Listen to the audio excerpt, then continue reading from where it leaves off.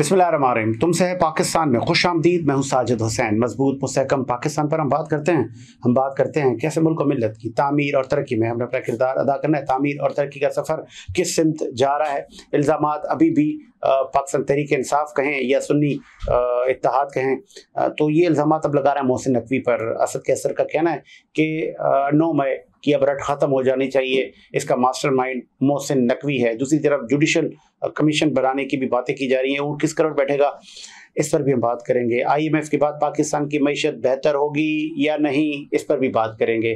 क्या पेट्रोल पर 11 रुपये कुछ पैसे बढ़ रहे हैं या 50 रुपये बढ़ रहे हैं, इस पर भी हम बात करेंगे। फिर हम बात करेंगे रमज़ानुल मुबारक के महीने में हुकूमती सर्विसेज कैसी हैं, उन पर बात करने के लिए स्टूडियो मेरे साथ मौजूद हैं सीनियर जर्नलिस्ट हैं के द्वारा अपने मुल्क की सियासी में ज्वाइन किया। बहुत शुक्रिया शाह साहब, आपने टाइम दिया। शाह साहब, IMF का ऊँट एक तरफ बैठ गया, पाकिस्तान को पैसे मिल गए, अब बेहतरी आएगी? बिल्कुल साजिद, बिस्मिल्लाहिर्रहमानिर्रहीम। मैं देख रहा हूँ कि जो हुकूमती इक़दामात हैं उनमें जो मामला देखने में आ रहे हैं वो मुल्क को बेहतरी की तरफ, मुल्क की मईशत को बेहतरी की तरफ ले जाते वादे तौर पर नजर आ रहे हैं। और आज मेरे नज़रों से एक खबर और भी गुजरी है कि ये जो ओगरा वाले हैं और ये कीमतों के ऊपर जो मामला चल रहे हैं, गैस की कीमत में तीसरी बार बढ़ रही है, ये पेट्रोल की, तो इसमें भी बाकायदा आज मेरी नजर से खबर गुजरी है कि ऑफिशियल्स की तरफ से नोटिस लिया गया है कि इस तरह जो है वो अवाम पे बोझ न डाला जाए और बहुत सोच समझ के काम किया जाएगा। पंजाब में बल्कि अच्छे इक़दाम की खबर आ रही है कि मोटरसाइकिल आपके नाम पर ट्रांसफर है तो उसका आप रजिस्ट्रेशन कार्ड दिखाएं, पेट्रोल जो है वो तकरीबन 300 तक का जो है वो ऑफर दिया जाएगा। कुछ तरीके की बातें हैं जो अमल दरामद की तरफ जा रही हैं, ऐसा नहीं कि सिर्फ बातें हैं। तो अगर इक़दाम होते हैं और एक आम शहरी को सुकून मिलता है, ज़हनी सुकून मिलता है, सहूलत मैसर आती है और अशिया खुर्दनोश के मामला को भी ज़ेर गौर लाया जाता है, जिस तरह आजकल रोजाना की बुनियाद पर कम से कम मैं देख रहा हूँ साउथ में तो बड़ा काम कर रहे हैं। डिप्टी कमिश्नर साउथ जो है कराची में बड़ा काम कर रहे हैं, पंजाब में भी बड़ा काम हो रहा है। तो ये तमाम चीजें जो है पॉजिटिव की तरफ लेके जाएंगी मुल्क की मईशत। IMF के बाद अभी मैंने आपसे पिछले प्रोग्राम में अर्ज भी किया था कि टाइम लगेगा। ऐसा नहीं है कि ये मामला जो है वो कोई बैठ के आप 90 दिन का टारगेट दे दें, जैसे कि साबिक़ा दौर में चेयरमैन PTI ने दिया था कि जी 90 डेज में हम ये कर देंगे और 100 दिन में ये कर देंगे।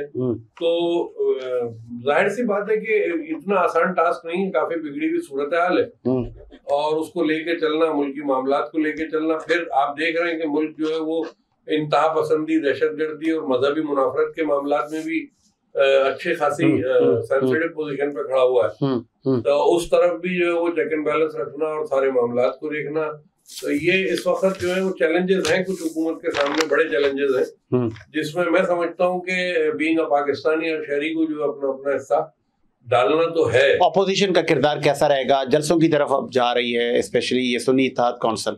देखें, अगर ये लोग जाते हैं जलसे के इनेकाद की तरफ, तो पहली बात तो ये कि जिस तरह कल की मुझे इत्तलात हैं कि इनको इस्लामाबाद में परमिशन नहीं दी गई, इनको आगे भी परमिशन नहीं मिलेंगी। अपोजिशन जो है इस वक्त सड़कों की सियासत को, मैंने कल भी कहा, आज भी कहूँगा कि वो इस वक्त मुस्तरद कर देगी अवाम, क्योंकि अवाम अब ये देखना चाह रही है कि मुल्क कैसे खड़ा होगा, सहूलतें किस तरह मिलना शुरू होंगी और हुकूमती इक़दाम क्या होंगे।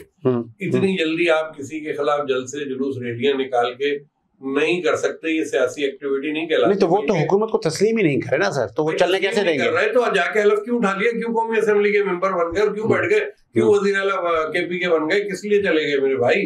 अगर आप तस्लीम नहीं कर रहे कि ये फॉर्म 47 की हुकूमत है तो आप रिजाइन करें, सड़कों पे आ जाए। कौन मना कर रहा है? सड़कों पे जब आते जब हलफ उठ रहा था। अब आवाम का टाइम जाया करना, हुकूमत को ना चलने देना, जमहूरी मामलात को रोकना, ये तो मैं नहीं समझता कि इसको तो मैं डिनाई करता हूँ। इस सिस्टम को मैं मानने के लिए तैयार नहीं हूँ। कहीं पे तो आवाम को भला होने दीजिए, मुल्क चलने दें। एक सियासी जमात हो, अपोजिशन के कंधे पे बड़ी जिम्मेदारियां होती हैं। अपोजिशन सिर्फ इसलिए तो नहीं कि वो चीज चिल्ला करके अपनी हुकूमत बनाने के लिए शोर करेगी, उसने भी तो आवाम को देखना है। उनके शाह साहब, मैं यहाँ पे आपको रोकूंगा। चले PTI का भी मौक़िफ़ ले लेते ना। इरफानुल्लाह नियाज़ी साहब ने ज्वाइन किया है, आपका ताल्लुक पाकिस्तान तहरीक इंसाफ से, खुश आमदीद कहेंगे इरफानुल्लाह नियाज़ी साहब।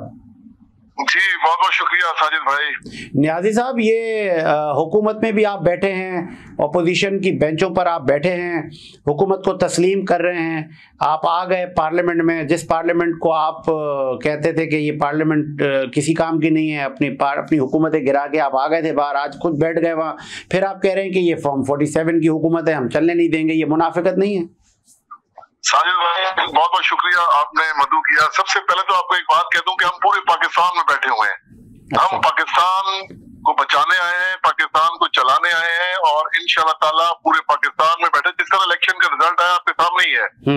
और बाकी फॉर्म 47 बिल्कुल एक हकीकत है, ये हमारे मतलब अवाम को इस चीज का पता चल चुका है, लोगों को। और मजे की बात है कि जो लोग असेंबली में फॉर्म 45 और 47 लेके बैठे हैं, उनके जमीर भी उनको गवारा कर रहे होंगे कि यार हम कैसे आ गए यहाँ पे। तो बिल्कुल हम चाहते हैं, शुरू दिन से हमारा स्टांस है कि फ्री एंड फेयर इलेक्शन हो, मुल्क सीधे राह पे चले, तरक्की करे, खुशहाली करे, बेईमानी ना हो, लूट खसूट ना हो, करप्शन ना हो। सर न्याय साहब, कहाँ से तरक्की करेगा जब आप हुकूमत चलने ही नहीं दे रहे? नहीं, हुकूमत ऐसी हुकूमत क्या चलेगी कि जो 2 नंबरी उस पे आ गई हो और जिनको पता है कि हक किसी और का है और हर किसी का हक मार के आके बैठे हैं, तो क्या चलाएंगे? इन्होंने तो क्या करना है, इन्होंने सिर्फ इंतजार में है कि IMF वाले पैसे दे, हम किस तरह पैसा बर्बाद करें, खाएं, लूट खसूट करें और बस उनको छोड़ छाड़ के चले जाएंगे। देखिए ना, नवाज शरीफ साहब आए, अब वो वापसी के पर तोड़ने शुरू कर दिए उन्होंने कि जी मैं वापस जा रहा हूँ। तो भाई वो तो वज़ीर आज़म बनने आए थे, तो बने ना वज़ीर आज़म, क्यों नहीं बन रहे? तो साजिद भाई नहीं, आप लोगों ने भी तो एक तारीखी यू टर्न लिया ना सर। पीपल्स पार्टी कह रही थी हमारे साथ बना ले हुकूमत, आप चले गए मौलाना के पीछे, जिस मौलाना को आप डीजल कहते थे। देखिए, हम चाहते हैं कि जो लोग चाहते हैं कि पाकिस्तान तरक्की करे और पाकिस्तान जमहूरी तरीके से तरक्की करे, हम बिल्कुल हर किसी को हमने दावत दी कि आए। आपने दावत कब दी? जब आपको दावत दे के लोग बुलाते थे, आए मिसा के मईशत कर ले, मिसा के जमहूरियत कर ले, आप कहते थे चोरों के साथ नहीं बैठेंगे, फिर आप मौलाना के साथ बैठ गए जिसको आप जलसों में कहते थे ये डीजल है। नहीं, हम उनको ये कहते थे कि भाई करप्शन के जो आपके केसेस हैं उनको फेस करें, ठीक है, उसके बाद जो पाक साहब के साथ आए, हमारे साथ मुल्क चलाए और ये इस पे वादा करें कि अभी इसका मतलब ये है कि मौलाना फजल रहमान साहब और उसकी जमात पाक साफ हो गई? नहीं, देखिए, पाक साफ यूं हो गई कि अगर वो जमहूरी तरीके से पाकिस्तान की जमहूरियत को चलाने के लिए हमारे साथ खड़े होते हैं तो 100 बिस्मिल्लाह, कोई भी आ सकता है। लेकिन अगर ये बैकडोर पॉलिसी करके अगर वो इक़्तिदार लेना है उन्होंने, तो फिर हमें ऐसे लोगों की जरूरत नहीं है ना। अच्छा, वैसे वो मुहावरा है गालबन आपका ताल्लुक मियाँ वाली से और उसी तरफ का ही है कि रुलते गए यहाँ चस बड़ी आई है, तो आपको चस आपको चस आई कि न रहा नाम, न रहा चेयरमैन, न रहा झंडा, सब खत्म, अब आप हो गए सुन्नी इत्तेहाद काउंसिल? नहीं, देखिए, हम आपको बताएं, हम हैं पाकिस्तान, ठीक है, पाकिस्तान भी हमारा, फौज भी हमारी, अवाम भी हमारी। इंशाअल्लाह ताला ये वक्त साबित करेगा, आप याद रखें, वक्त साबित करेगा कि सारे हम पूरा पाकिस्तान इंशाअल्लाह एक पेज आएंगे पाकिस्तान की तरक्की और खुशहाली के लिए। ये मिसअंडरस्टैंडिंग जो हो लोगों में हमारे दरमियान और एस्टेब्लिशमेंट में डाली गई है ना, इंशाअल्लाह ताला मुझे अल्लाह पे बड़ा यकीन है, ठीक है, वक्त आने पे खत्म हो जाएगी। आप कॉल पे रहना, आप कॉल पे रहें। शाह साहब बैठे हुए स्टूडियो में, आप सीनियर जर्नलिस्ट हैं। मैं पूछ सर, वो कह रहे हैं कि अब हम माफी तलाफी हो जाएगी, मामलात हम PTI वाले बेहतर कर लेंगे और हम पाकिस्तान हैं। मैं मान नहीं सकता कि PTI के चेयरमैन से लेके नीचे की लीडरशिप भी कोई माफी की तलाफी की तरफ चली जाए, ऐसा मुमकिन ही नहीं। ये तो अभी माफी अगर तलाफी हो जाती है, बैकडोर रवाबित हो जाते हैं, क्या मिल जाएगी? ये वो बात आप कर रहे हैं जो हजम हो नहीं सकती ना। अच्छा। इनकी रविश नहीं है ये। अच्छा, इनकी रविश नहीं है। और ये जो अभी बात कर रहे हैं कि हम जो है वो पाकिस्तान को लेके चलना चाह रहे हैं, तो पाकिस्तान के जमहूरी अमल को फिर अभी इलेक्शन होके बंद हो गए और अब आपकी जो है इस वक्त KPK में हुकूमत बन गई, आपके लोग कौमी असेंबली के फ्लोर पे चले गए, आपके लोग मुख्तलिफ सूबों में सूबाई असेंबली में भी मौजूद हैं। तो अब आप इस जमहूरियत के पहिए को रोक के नए इलेक्शन की तरफ जाके फिर 42 कुछ अरब रुपए जो है वो जाया करवाना चाहते हैं। क्या मामलात हैं, कुछ तो देखने दो ना आवाम को। आपके 100 दिन भी देखे थे आवाम ने, इनके भी तो कुछ वक्त को गुजर जाने दो, उसके बाद आप बिल्कुल अपनी सियासत असेंबली फ्लोर से की जाए ना, इसमें क्या फर्क पड़ रहा है? जल से भी तो जमहूरियत का हुस्न है ना साहब। बिल्कुल है, तो वक्त आने पे किए जाए ना, कोई लूज पॉइंट्स निकाले जाए ना, इल्जामात से हट के सियासत की जाए ना, दलील के साथ। लूज पॉइंट ये नहीं है कि पेट्रोल बढ़ने जा रहा है, लूज पॉइंट ये है हुकूमत का कि आज अगर जो है इस नहज पे मुल्क पहुंचा है तो उसको सभी लेके आए ना। 2018 से पहले भी देख लीजिए। मैं ये नहीं कह रहा कि किसी ने आके पीटीआई वाले मानने को तैयार ही नहीं है, वो कह रहे हैं वो पीडीएम का तसलसल है, उन्हीं ने सब किया। भाई ना माने ना, मैं तो कह रहा हूँ कि इन लोगों को मानने की आदत नहीं है ना। मैं आपसे कह रहा हूँ कि अगर होती तो शुरू में कुछ लोगों को साथ लेके चलते। पीटीआई के साथ नाइंसाफी नहीं है, ये जलसे भी नहीं करने दिए जा रहे, पकड़ धकड़। इन्होंने अपने दौरे हुकूमत में जलसे रोके थे ना सियासी पार्टियों को, क्यों नहीं कहाँ रोके सर? मौलाना ने इतना बड़ा धरना किया, बिलावल ने इतनी बड़ी रैली निकाली। मौलाना ने जब धरना दिया था उससे पहले बिलावल की रैली निकली थी महंगाई के खिलाफ, तो उसमें भी आपको मैं बताऊं कि बड़ी रुकावटें थी, बड़े मामला थे। और उससे पहले के मामला भी हमने देखे। ये तो 126 दिन इस्लामाबाद में बैठे रहे जब हुकूमत नहीं थी, किसी ने नहीं रोका।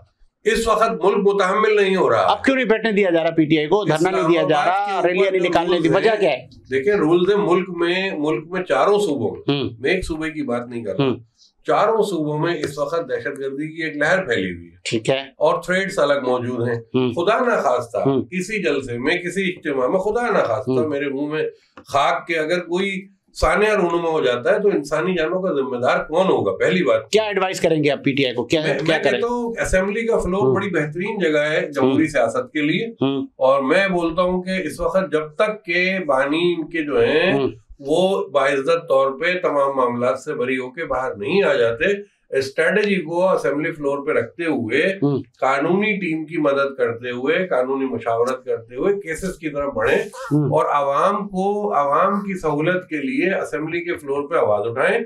आवाम के मसाइल को फ्लोर के ऊपर, सड़कों पे भी आने का टाइम नहीं है, सड़कों पे आने का अभी टाइम। ठीक है। इरफानुल्लाह नियाज़ी साहब, आपने गालबर सुनी होगी गुफ्तगू। सर सड़कों पे आने का टाइम नहीं है, पाकिस्तान मौशी क्राइसिस से गुजर रहा है, IMF से वो कहते हैं ना अल्लाह अल्लाह करके किस्त मिली है, अब हमारा मईशत का पहिया चलने शुरू होगा, आप फिर सड़कें खेलने जा रहे हैं। देखिए मेरी बात सुने, सड़कों पे क्यों ना है, हम इस पाकिस्तान में रहने के लिए, अपनी मुस्तकबिल के बच्चों के लिए क्यों ना है कि ये जो लुटेरे आ गए दोबारा से मुसल्लत हो गए, इनसे जान छुड़ाने के लिए क्यों ना है सड़कों को। देखिए मुल्क के फैसले किसने करने होते हैं? अवाम ने करने होते हैं ना। तो अवाम ने एक इलेक्शन में 8 तारीख को फैसला दे दिया, अल्हम्दुलिल्लाह 200 से ज्यादा हमारी सीटें आ गई ना कोई। और इस पहली दफा हुआ कि लोग अपना कैंडिडेट ढूंढ रहे थे, दौड़ के कैंडिडेट ढूंढ रहे थे, उनको पता ही नहीं था कि हमने करना क्या है, क्योंकि निशानात उन्होंने ऐसे हमें दिए कि समझ से बाहर था। लेकिन फिर भी अल्हम्दुलिल्लाह लोगों ने कैंडिडेट को ढूंढा और उन्होंने वोट किया। तो ये अवाम, और मैं आपके चैनल के दोस्तों से मतलब रिक्वेस्ट करूंगा कि खुदारा एक दफा पाकिस्तान को, पाकिस्तान की अवाम के उमंगों के हिसाब से चलने तो दे। नहीं वो चलेगा कैसे जब पीटीआई को हुकूमत मिलेगी? नहीं, जब वो ऐसे बिल्कुल, जब हमें हुकूमत मिलेगी, हम जब पूरे पाकिस्तान में एक पेज पे होंगे, इंशाअल्लाह ताला पाकिस्तान जैसे पहले तरक्की कर रहा था वैसे ही तरक्की करेगा। IMF के दफ्तर के बाहर कुछ दिन पहले आप लोगों ने जलसे निकाले, दफ्तर के बाहर आप लोगों ने एहतजाज किया, फौज मुखालिफ नारे लगाए। जब आपके बानी से पूछा गया तो आपके बानी कह रहे हैं लोग हमारे, लेकिन फौज मुखालिफ नारे हमारे चेयरमैन साहब ने क्लियर कह दिया कि कोई फौज मुखालिफ हमारा एजेंडा ही नहीं है ये। अच्छा, क्योंकि हम तो कहते हैं कि फौज भी हमारी है, मुल्क भी हमारा, अवाम भी हमारी। मतलब बानी का सॉफ्टवेयर अपडेट हो गया है इसका मतलब? नहीं, सब अपडेट, मैं तो आपके चैनल पे मैं कितना पहले भी आया करता था, मैं कहता था कि मेरा तो नारा यही था कि फौज के बगैर हमारा मुल्क, फौज के बगैर तो हमारा मुल्क रह ही नहीं सकता। आपकी बात नहीं कर रहा, आपके बानी का सॉफ्टवेयर अपडेट हो गया है? देखिए हमारे बानी माशाल्लाह डट के वहाँ पे मौजूद है, ठीक है। नहीं, वो जो कहा करते थे, वो जो कहा करते थे कि ये चौकीदारी छोड़ दे तो मुल्क पे हमला हो जाएगा, जो हमारे जो लॉ इन्फोर्समेंट एजेंसीज हैं उनके अफसरान पर तानाकुशी किया करते थे, अब वो कह रहे हैं देखिए ताना ऐसी कोई बात नहीं है। अगर किसी जगह पे या किसी भी घर में भी कोई एक बच्चा आपका गलत चल पड़ता है तो बंदा उसको टोकता है, रोकता है, उसको मना करता है कि भाई आप गलत रास्ते पे चल रहे हो।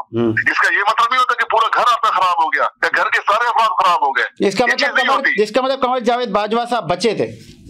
देखिए बच्चों की बात नहीं कर रहा, देखिए मैं बच्चों की अगर उन्होंने किसी मफाद के लिए या किसी लोगों की प्रेशर में आके या ब्लैकमेल होके आके इस गवर्नमेंट को हटाया, जनरल कमर जावेद बाजवा को पता चल चुका था कि आपकी हुकूमत के तिलों में तेल नहीं है, आप ये मिसअंडरस्टैंडिंग करवाई गई, मैं बिल्कुल ग्रांटेड कहता हूँ कि मिसअंडरस्टैंडिंग करवाई गई है और बहुत राजी बाजी थे, बहुत खुश थे कि हमारे कप्तान के साथ जो हम स्ट्रेटजी लेके चल रहे थे, अल्हम्दुलिल्लाह पाकिस्तान तरक्की कर रहा था। शाहिद आफरीदी ने क्या कह दिया? आप लोगों की जो सोशल मीडिया की टीम है वो तो शाहिद आफरीदी पाकिस्तान के मैनाज क्रिकेटर हैं, आपने उनको भी नहीं छोड़ा। देखिए शाहिद आफरीदी वो बेचारे कभी कभी ख्वाबों में इमरान खान बनने की कोशिश करते हैं, लेकिन वो बन नहीं सकते।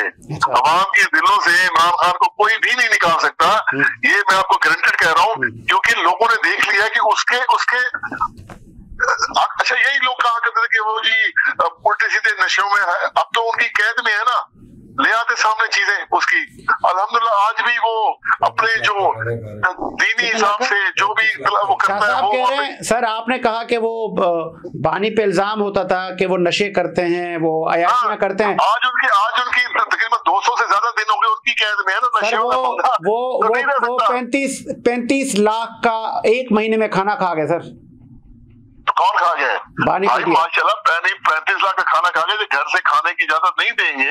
अल्हम्दुलिल्लाह एक शख्स मजबूत असाब का, मजबूत जिस्मात का मालिक है, वो एक्सरसाइज करता है, दौड़ लगाता है, नमाज पढ़ता है, तहज्जुद पढ़ता है, कुरान पढ़ता है। सलाम है आपको वैसे मेरा सर नियाज़ी साहब, मैं आपको ये सलाम कर रहा हूँ। पूछेंगे नहीं क्यों? आप चाय बिस्किट खिलाया करते थे जब आपकी हुकूमत थी। अच्छा तो अच्छा करते थे ना चाय बिस्किट, और आप 35 लाख का खाना खा जाते। इंशाल्लाह अनकरीब वो दिन आएंगे। अच्छा। ये याद रखना, जिस दिन भी इनका खौफ है ना, जिस दिन भी इंशाल्लाह हमारी अदलिया पे हमें यकीन है कि जिस दिन भी वो इमरान खान को बरी करेंगे ना, और कहा जाएगा कल इमरान खान बरी हो रहे हैं। तारिक साहब, ये शाह साहब भी बैठे हैं, 15 से 20 लाख इंसान जो होंगे इस्लामाबाद में पहुंचे होंगे। शुक्र है कि आपने करोड़ों नहीं बोला, ये याद रखिएगा। अच्छा। ये नहीं मैं, और लोग अपनी मदद अपनी खुशी से वहां जाएंगे, हालांकि कप्तान को हाथ भी नहीं मिला सकेंगे, लेकिन बस उसके इस्तेमाल के लिए पहुंच जाएंगे। नहीं तो वो खान साहब बाहर कब आ रहे हैं? ये किसने आपको बता दिया कि वो बाहर आ रहे हैं? आपको खौफ है? ये किसने कहा आपको वो आ रहे हैं बाहर? जी वो बाहर कब आ रहे हैं खान साहब? इंशाल्लाह जल्द। सर उनको सजा होने वाली है, हमारे जराए बता रहे हैं, सजा हो जाएगी। नहीं सजा वजा कोई नहीं होगी इंशाल्लाह। उनके ऊपर झूठे मुकदमे हैं, उनको अल्लाह पे बड़ा यकीन है, और हमें भी, हमारा भी ईमान है कि इस मुल्क में सच्चे लोग भी हैं। इस मुल्क में एक आखिरी सवाल आपसे, एक आखिरी मासूमाना, वो एक हम कहावत सुनते ना, जैसी करोगे वैसी भरोगे, जो बीज बोगे वही काटोगे। आपके बानी पाकिस्तान के फॉर्मर वजीर आजम बानी पीटीआई इमरान खान दूसरों की बेगमा, दूसरों की बहू बेटियों को घसीट देते, आज उनकी बेगम भी चोर और खान साहब भी चोर, क्या हो रही है? देखिए ये ऐसी कोई बात नहीं है। अगर ऐसी बात होती ना तो हमारे जो इमरान खान को पसंद चाहने वाले लोग हैं, अलकादिर ट्रस्ट में भी उन्होंने चोरी की, तोशा खाना से भी घड़ियां कफलिंग चुराई। यार साजिद साहब, ये पुरानी बातें हो गई है। ये जितने भी इल्जाम लगा रहे हैं इमरान खान की मकबूलियत में कोई सर, आप कहते थे ना नियाज़ी साहब के जरदारी साहब चोर, नवाज शरीफ चोर, शहबाज चोर, तो आप अब ये देखे ना वही सब कुछ। अब इमरान खान भी चोर, उनकी अहलिया भी चोर। नहीं, ये तो वक्त साबित करेगा, वक्त साबित करेगा। कुछ भी कर ले, इमरान खान की मकबूलियत कम नहीं होगी। देखो जिस शख्स अल्लाह, देखो इज्जत जिल्लत देने वाला अल्लाह ताला की जात है ना। जब अल्लाह ताला की जात ने उस शख्स को इज्जत देनी है तो आप बताएं कौन रोक सकता है? कोई रोक सकेगा? नहीं, बिल्कुल भी नहीं। इज्जत जिल्लत अल्लाह के हाथ में, अल्लाह के हाथ में, और अल्लाह इंशाल्लाह ताला बहुत जल्द हर चीज सामने लेके आ जाएगा इंशाल्लाह ताला। बहुत शुक्रिया इरफानुल्लाह नियाज़ी साहब, आपने पाकिस्तान तहरीक इंसाफ का मौक़िफ़ दिया। शाह साहब सुना आपने, और 35 लाख का खाने का आपने जिक्र किया। भाई देखिए, खाना 35 लाख से ऊपर की रिपोर्ट फाइल हुई है। अच्छा। और वो खाना एक्चुअल हुकूमती खर्चे पे नहीं आ रहा है, ये मैं आपके यहाँ क्लियर कर दूं। ठीक है, क्योंकि सोशल मीडिया एक्टिविस्ट इनके भी हैं, उनके भी हैं, एक से एक माशाल्लाह। हाँ, ऐसा ही है तरीके, आग लगी हुई है सोशल मीडिया पे रखते हैं, और वक्त ऐसा लगता है कि बस अभी इस खबर को जो है मालूमात लेना शुरू कर दो, तशवीश फैला देते, शिकार फैला देते।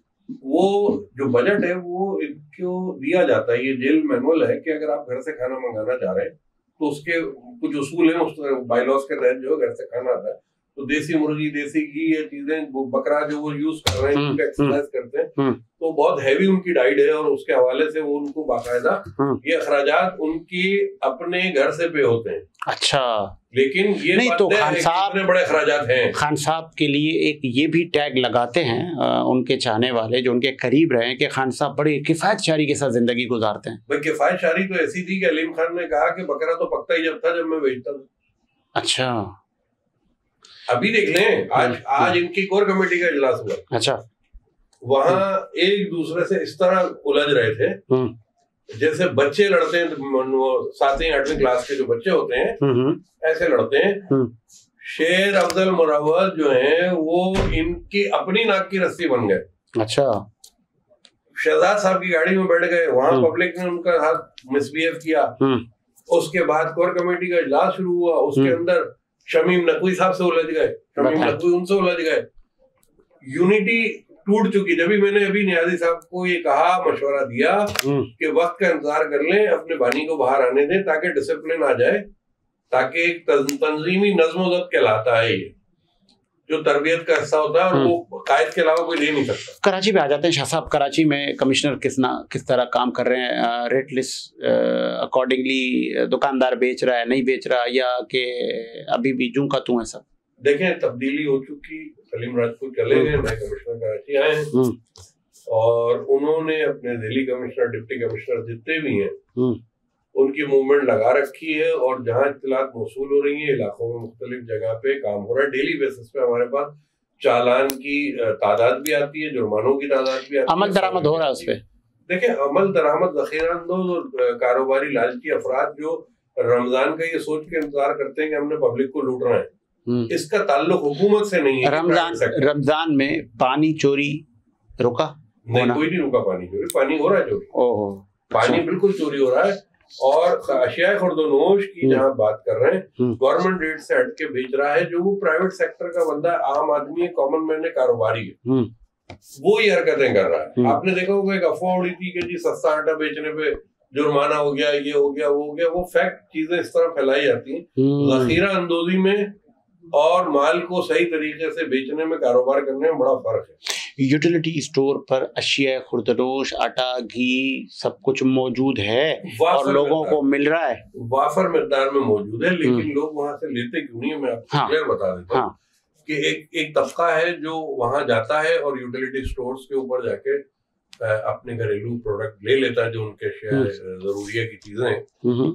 लेकिन एक आम आदमी जो समझता है इस चीज को, वो नहीं जाता, क्योंकि अमूमन यूटिलिटी स्टोर्स के आइटम में वो हिसाब होता है जो पुराने दौर में हम जाते थे राशन कार्ड पे राशन लेने। बहुत पुरानी बात बता रहा हूँ आपकी, तो ऐसा नहीं, उस वक्त पैदाइश भी नहीं हुई होगी। तो मुझे वो याद आ जाता है कि वो थैली के अंदर आधे कंकर, आधी दाल, आधा चावल, आधा मिलावट, क्वालिटी प्रॉब्लम का इतना बड़ा प्रॉब्लम है यूटिलिटी आज भी कि मटेरियल वो है नहीं। तो अगर आप, मिसाल दे रहा हूँ आपको, किलो के ऊपर किसी चीज पे 20 रुपए कम ले रहे हैं, तो क्वालिटी एश्योरेंस डिपार्टमेंट का पत्थर डाल रहे हैं, क्वालिटी एश्योरेंस डिपार्टमेंट कंकड़ डाल रहे हैं, 50 रुपए की बुरादा डाल रहे हैं लकड़ी, क्वालिटी एश्योरेंस डिपार्टमेंट का है ये मिनिस्ट्री ऑफ फूड का है, उनका है। मेरा काम था निशानदेही करना। अच्छा, कि क्वालिटी नहीं है वहाँ पे, लोगों को वो चीज नहीं दी जा रही जो चीज उनका हक है, मिलनी चाहिए। हिफ्ज़ान सेहत के ऐन मुताबिक प्रोडक्ट वहाँ मौजूद नहीं है। ये आपके प्लेटफॉर्म से मैं बता रहा हूँ। आटा ठीक है, किया है आटा तो एक, देखें, आटे के लिए तो अल्लाह ने कह दिया ना कि इसको आप ज़ख़ीरा अंदोज़ी कर नहीं सकते। 7वें दिन कीड़ा पलता है उसके अंदर, तो उसको रख के ही क्या करेंगे, उसमें मिलावट क्या करेंगे, उसकी तो छेड़छाड़ ही। अच्छा, मैं ये भी हमारे ज़राए बता रहे हैं, लंबी लंबी लाइनें हैं, उनसे पैसे भी लिए जाते हैं और जिस रेट पे हुकूमत देती है उस रेट पे नहीं मिल रहा। देखिए, ऐसा मुमकिन कोई अगर ऐसा एरिया है तो निशानदेही करें, बिल्कुल उस पर हुकूमत जो है वो एक्शन लेगी और जाएगी। जहां तक मेरी सर्वे की अपनी जाती रिपोर्ट है, लाइन जरूर है, क्योंकि बहुत डिफरेंस है एक आम ग्रोसरी स्टोर से लेने, वो जो मुफ्त आटा और जो मुफ्त राशन जो वजीर आजम और पंजाब हुकूमत दे रही है, वो सिंध में पहुंचा। देखिए, सिंध में तो सीएम की तरफ से भी एक मुहिम चली थी और वाकई बांटा भी गया, लेकिन हमें दिखा नहीं माजरत के साथ, है ना। इसी तरह वफाकी जो काम हुआ है इस मामले में, तो अब हम ये कहेंगे कि दिखता है तो हमें चैन नहीं है कि यार देखो तस्वीर खिंचा के राशन दे रहे हैं, नहीं दिखा तो हमें चैन नहीं है कि यार वो नजर क्यों नहीं आए, 300 बैग आए थे कहाँ गए। तो हमें भी तो किसी करवट चैन नहीं हो सकता है, बताओ यार मुस्तहिकीन तक पहुंच गया हो और बेपर्दे की ना हुई हो, अल्लाह खैर। अब मैं आ जाता हूँ दूध पर, कीमतें बरकरार हैं? कीमतें अभी सही चल रही। दूध की जो कमिश्नर साबिका कमिश्नर ने जो रेट रखे थे दूध के, दूध इस वक्त उसी रेट पे मिल रहा है। हाँ, लेकिन दूध की कमी जरूर है, उसकी वजह रमजान है क्योंकि इस्तेमाल ज्यादा है और दूध दही जो है वो शॉर्ट होता है मार्केट से, इसकी वजह से मिलावट कर रहे हैं। अब आ जाते हैं आखिर में बिजली पर। गर्मियां आ रही हैं, लोड शेडिंग बढ़ेगी, पाकिस्तान की आवाम को बिजली मुयसर होगी, महंगी तो मिलेगी। देखिए, आप पूरे पाकिस्तान की बात कर रहे हैं तो मैं उसमें ये कहूंगा कि लोड शेडिंग पूरे पाकिस्तान से मेरा ताल्लुक नहीं है। मैं कराची को रोजाना देखता हूँ, कराची में हर उस इलाके में लोड शेडिंग है जहाँ पे 70% जो है वो चोर है। बिल पे नहीं कर रहे हैं, कुंडे के लगाए हुए हैं, जाली कनेक्शन लिए हुए हैं। इसकी बेसिक वजह भी आपको बताऊं कि कल भी मेरी इत्तलात मुझे मिली है, बल्कि आज सुबह की बात है, शायद थोड़ा सा मेरा हाफजा कमजोर है, कि केई की टीम को एक जगह पे जो है वो तशद्दुद का निशाना बनाया गया, वो कनेक्शन काटने गए थे, वो नहीं काट सके। अच्छा, इन मेन किरदार कौन अदा कर रहा है? ये जो हमारी कॉलोनीज बन गई है, गैर कानूनी तामीरात जो कॉलोनियों में हो गई है, और वो हर इलाके में है, पोश एरियाज में भी है, दीगर इलाकों में भी। उन कॉलोनियों में इतना स्पेस नहीं है कि वहां पे आप जो है वो एक छोटी सी गाड़ी गुजर दे। सर, नालों पे रातों रात बंगले बन गए, रातों रात नालों पर। सर, अब बात ये है कि उनको बिजली तो चाहिए, लोग तो रह रहे हैं उन कॉलोनियों में, तो वहाँ ऑपरेशन टीम की गाड़ियां नहीं जा पाती अंदर, वो चले जाए तो वो फंस जाते हैं, गुंडागर्दी होती है उनके साथ, या कोई और मामला, सियासी मामला आ जाते हैं, वोट बैंक के सियासी पार्टियों का। लेकिन जब तक चोरी बिजली की नहीं रुकेगी, प्राइवेट सेक्टर में आप भी कारोबार कर रहे होंगे तो नुकसान उठा के कारोबार नहीं करेंगे। मैं केई का ताइद कुनिंदा नहीं हूँ, मैं केई का वकील नहीं हूँ। सही। मैं ये कहता हूँ कि जिस तरह मैं एक गरीब साफी होने के नाते मंथली बेसिस पे अपना बिल पे करता हूँ कि मेरे दरवाजे पे कोई नॉक ना करे कि यार बिजली काटने आए, इज्जत प्यारी होती है इंसान को, तो खुदारा ख्याल करें, बिल पे करें, जबरदस्त बिल पे करें। आप अपने बिल पे किस्तें कराएं, कुछ करें। बिल पे करने वालों की तादाद जब बढ़ती है, देखिए 1-2 हज़ार का बिल पे करने वाला भी होगा ना, वो कंज्यूमर जब शोर करेगा तो कई वाले उसकी सुनेंगे कि यार ये पेमेंट कर रहा है, ठीक है, और वहां उसका इलाके की लोड शेडिंग भी बंद होगी, वो सवाल कर सकता है। लेकिन जब 70 लोग जो है वो चोर हैं और 30 लोग भर रहे हैं, तो 30 लोग तो उन 70 की वजह से मारे जा रहे हैं। तो ये जुल्म खत्म होगा। मैं कहता हूँ लोड शेडिंग गैर एलानिया हो या एलानिया हो, उसकी वजूहात बेसिकली यही होती है, टेक्निकल फॉल्ट कम आता है। लास्ट में एक सोशल मीडिया पे आखिरी खबर, आखिरी स्टोरी, प्रिया कुमारी एक बच्ची है 6, 7, 8 साल की जो अगवा हुई है। बड़ा ट्रेंड चल रहा है सोशल मीडिया पे। इतने ताकतवर लोग हैं, जाहिद शाह नाम है गालबन, या उन पर ये शक व शुबा है, क्या तरह है बता रहे हैं? देखिए, मुकदमा दर्ज हुआ है, एहतजाज चल रहा है उस बच्ची के लिए और बड़े पैमाने पर एहतजाज हो रहा है, मैं देख रहा हूँ, और बाकायदा राब्ते में है इलाके के जो आला अफसरान है, और कोशिश है कि जल्द से जल्द उसको बाजियाब कर लिया जाए। सिंध की तहसील संगरार जी, उस इलाके का ये वाकया है। बेशक, बिल्कुल है। मैं इसमें इसलिए थोड़ा सा वेल नोन हूँ कि बच्चियों के हवाले से जब भी कोई वाकया होता है बड़ा दर्दनाक, बड़ा अफसोसनाक होता है। सिंध हुकूमत ने क्या एक्शन लिया शाह साहब? सिंध हुकूमत ने नोटिस लिया इसके ऊपर, ठीक है। और देखें, अक़लियती बिरादरी का वैसे भी कोई मसला हो तो हुकूमत सिंध खासतौर पर पाकिस्तान पीपल्स पार्टी अपना किरदार भरपूर अदा करती है, पीछे नहीं हटती। रिकवर कब हो रही है बच्ची और कैफरे किरदार तक पहुंचाएगा जाएगा या नहीं, ये काम चल रहा है। इतने ताकतवर लोग हैं, तहकीकात जारी। देखिए, ताकतवर लोग तो यार कच्चे के डाकू भी है, कितने लोग गायब है। अब तो बच्चों की तशद्दुद की वीडियो आ रही है, छोटे छोटे बच्चों को ले जा रहे हैं उठा के। तो मैं नहीं समझता कि ये जो है ना इतनी जल्दी काबू पाया जाएगा। रेंजर्स ऑपरेशन कर रही है पुलिस के साथ मिलकर, बड़े पैमाने पे इंटीरियर में ऑपरेशन शुरू हुआ है, और मैं समझता हूँ कि अब काम को तनकीद का निशाना ना बनाया जाए, काम को होने दिया जाए, तो वेरी सून कामयाबी से हम चला रहे हैं।